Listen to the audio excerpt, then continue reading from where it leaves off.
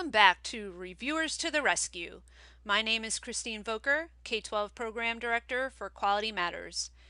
In this episode, we'll take a look at what lies within the QM rubric, making it as powerful as it is.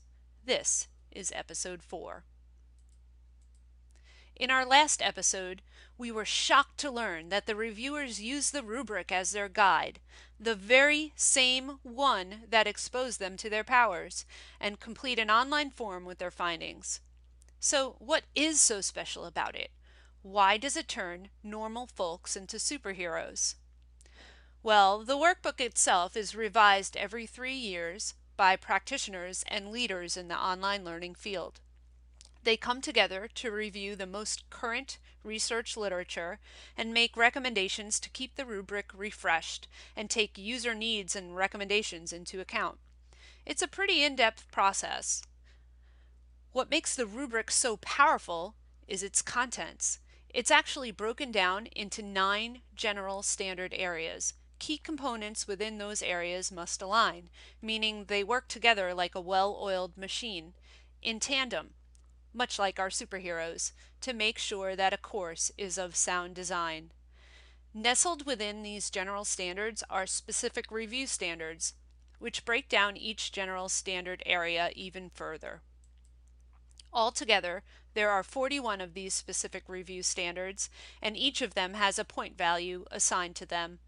A standard with a 3-point value is considered essential, and if any one of those 25 essential standards is marked as not met, the course does not meet standards overall. Thus, they are essential. Each time a specific review standard is determined to be met, it gets all of the points associated with it. If it's decided that it's not met, it scores 0 points. That's it. No sliding scale. No, well, it's almost there, so I'll give it a 2 out of 3. It's all or none. Easy as pie. At this point, you might be thinking, well, I've seen sets of standards before, and it never turned me into a superhero. Well, each standard is broken down further to include annotations, which are chock full of explanations, best practices, look-fors, and examples, all supported by the research literature and practitioners working in the online trenches day in and day out, about 35 pages worth to be exact. Each specific review standard is either marked as met or not met. Each reviewer makes their own determination, working at their own pace and separately. Psst, they're not really in the same room. They need to use their own gauge to decide if there is enough evidence in the course that proves it meets a specific review standard. After training for so long with Captain Stasis, they knew that there is always room for improvement and determined that if a standard is met at the 85% level, a B+ at least, then it should be scored as met. If not, it gets scored as not met. The way in which they determine whether or not a standard has been met is done in the following manner. That's where the powers come in. They use their powers and everything they have learned to write helpful recommendations that incorporate 5 characteristics: constructive, specific, measurable, sensitive, and balanced, while incorporating evidence from the course and information from the specific review standard and its annotations. Once a decision is made, that recommendation is written and put into the QM Course Review Management System, where the findings and scores are aggregated. If a standard is determined to have been not met, the reviewer must write a measurable recommendation with a suggestion as to how that standard can be met. Why?